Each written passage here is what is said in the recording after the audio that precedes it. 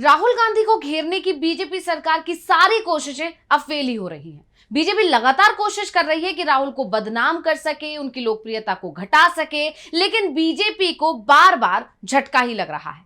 देश के युवाओं ने तो पहले ही सरकार को झटका दे दिया। जिस तरह से जंतर मंतर पर प्रदर्शन हुआ, जिस तरह से 36 दिन तक छात्र अपनी मांगों के साथ डटे रहे और आखिरकार सरकार को छात्रों की मांग के आगे झुकना पड़ा और उनके मंत्री को इस्तीफा देना पड़ा, जबकि ये सरकार कहती है कि इनकी सरकार में मंत्रियों के इस्तीफे नहीं होते। और ये सब चल ही रहा था। छात्रों का गुस्सा दिन पर दिन बढ़ता ही चला जा रहा है। राहुल गांधी के कार्यक्रमों को फेल करने की पूरी कोशिश होती है, लेकिन छात्र उसमें पहुंचते हैं और सरकार को मुंह तोड़ जवाब देते हैं कि आप कितना भी रोकने की कोशिश कर लीजिए, हम राहुल गांधी के कार्यक्रम में शामिल होंगे ही। और इन सब के अलावा अब सुप्रीम कोर्ट से भी बीजेपी सरकार को करारा झटका लग गया है और राहुल गांधी को एक बहुत बड़े मामले में राहत मिल गई है। इतना ही नहीं, इस मामले ने यह बता दिया है कि कैसे अब बीजेपी सरकार खुद राहुल गांधी के आगे हथियार डाल रही है। यानी राहुल गांधी के आगे अब बीजेपी सरकार सरेंडर दिखाई दे रही है। वो समझ चुकी है कि राहुल गांधी से अब ज्यादा उलझना ठीक नहीं है, क्योंकि जनता उनके साथ है, छात्र उनके साथ हैं, युवा उनके साथ हैं। तो क्या है वो मामला जिसमें राहुल गांधी को जीत मिली और बीजेपी सरकार को हार का सामना करना पड़ा,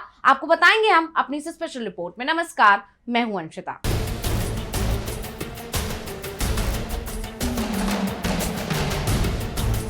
राहुल गांधी लगातार मोदी सरकार पर हमलावर हैं। लगातार वो कई मुद्दों पर सरकार को घेर रहे हैं और इन सब के बीच में एक बहुत बड़ा बयान अभी उन्होंने हाल ही में दे दिया, जिसमें उन्होंने कहा कि हमने मोदी शाह को पागल कर दिया है। सुनिए राहुल ने क्या कहा। इनको हम मतलब पागल कर देंगे। मैं आपको बता रहा हूं, नरेंद्र मोदी रात को नहीं सोता है।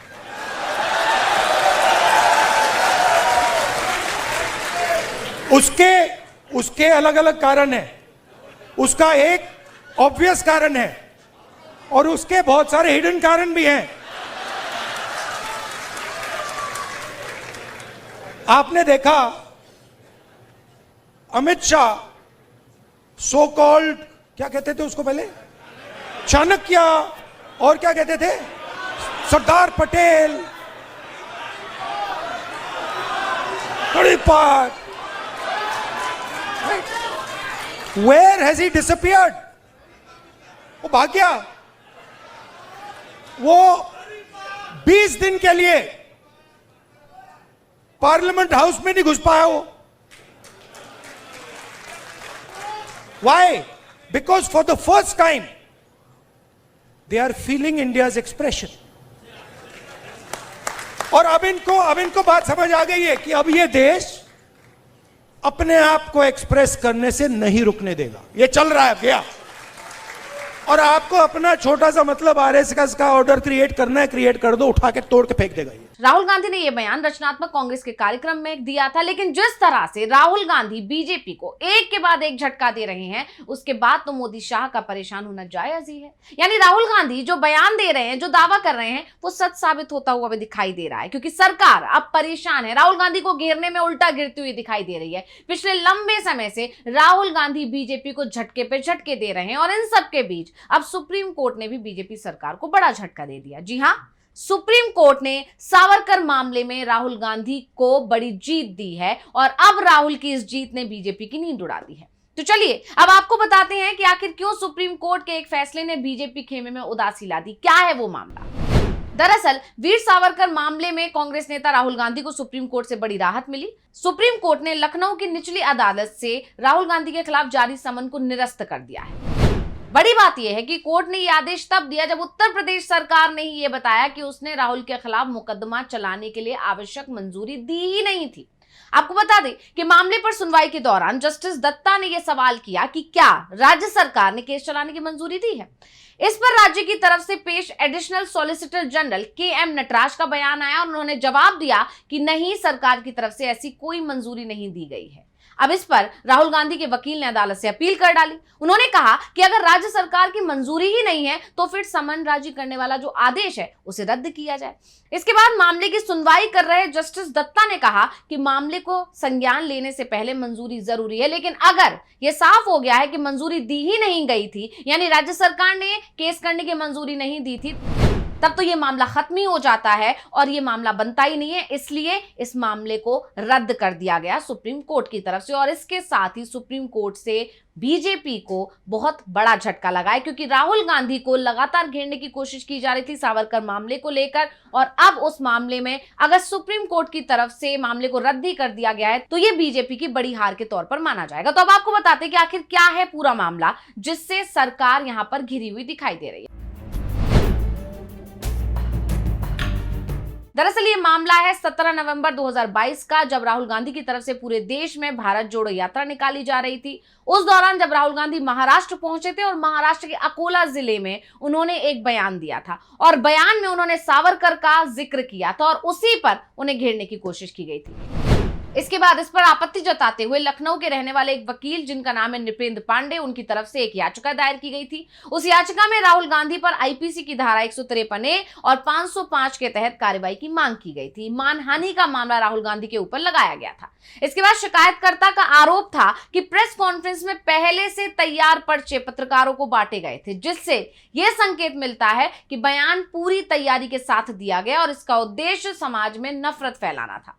वहीं इस मामले में हाईकोर्ट की लखनऊ बेंच ने 4 अप्रैल 2025 को कहा था कि राहुल गांधी सेशन कोर्ट में रिवीजन याचिका दायर कर सकते हैं, इसलिए इस चरण पर हाईकोर्ट के दखल की कोई जरूरत ही नहीं है।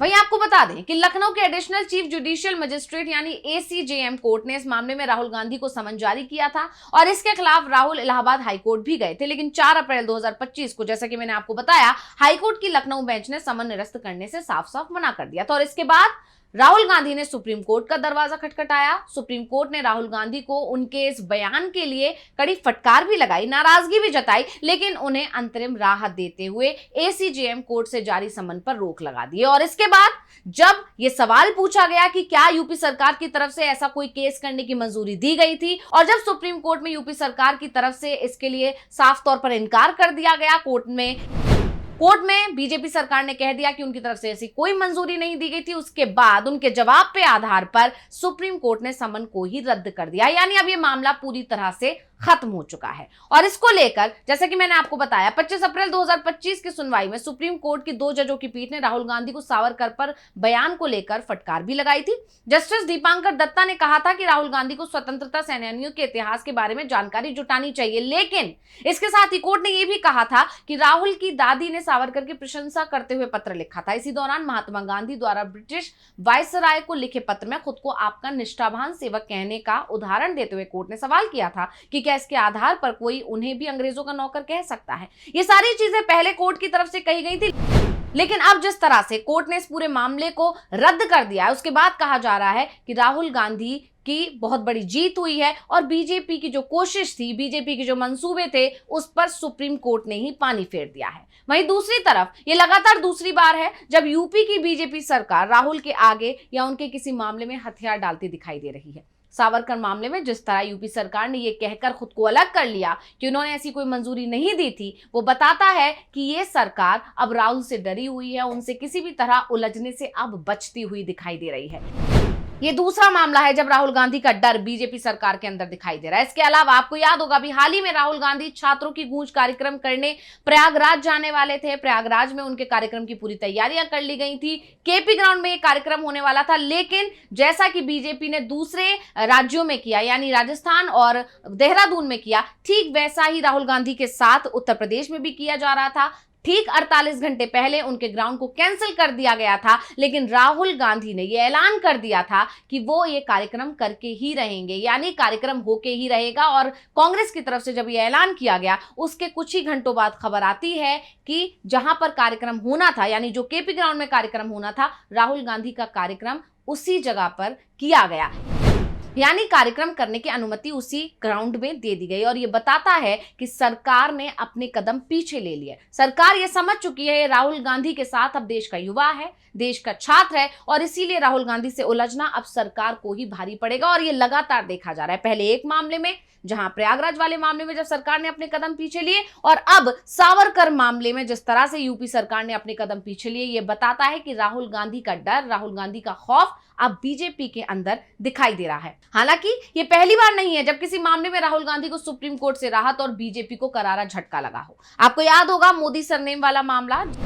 उसमें भी बीजेपी की कोशिश पर सुप्रीम कोर्ट ने पानी फेर दिया था। मार्च 2023 का वो मामला है। सूरत की निचली अदालत ने राहुल गांधी को 2 साल की सजा सुनाई थी, जिसके बाद उनकी संसद सदस्यता चली गई थी। इसके बाद राहुल गांधी ने सुप्रीम कोर्ट का रुख किया था और अगस्त 2023 में सुप्रीम कोर्ट ने कहा था कि निचली अदालत ने अधिकतम 2 साल की सजा देने का कोई ठोस कारण नहीं बताया है। इसके बाद राहुल की सदस्यता बहाल कर दी गई और उसके बाद राहुल गांधी की बड़ी जीत माना गया था और इस मामले में भी राहुल गांधी को बड़ी जीत मिली है। यानी लगातार ये 2 मामले हैं जिसमें बीजेपी को करारा झटका लगा है। लेकिन गौर करने वाली बात यह है कि हाल में सामने आई ये लगातार 2 मामले जिसने बता दिया कि अब बीजेपी राहुल गांधी से डरी हुई है। उनको रोकने की, उनके कार्यक्रमों को फेल करने की या उन्हें बदनाम करने की बीजेपी की कोशिशें अब फेल हो रही हैं, या कहें कि बीजेपी अब राहुल के आगे टिक नहीं पा रही है। तो स्पेशल रिपोर्ट आपको कैसी लगी हमें कमेंट करके अपनी राय जरूर दीजिएगा। इसी के साथ मुझे दीजिए इजाजत। देखते रहिए डीवी लाइव। नमस्कार।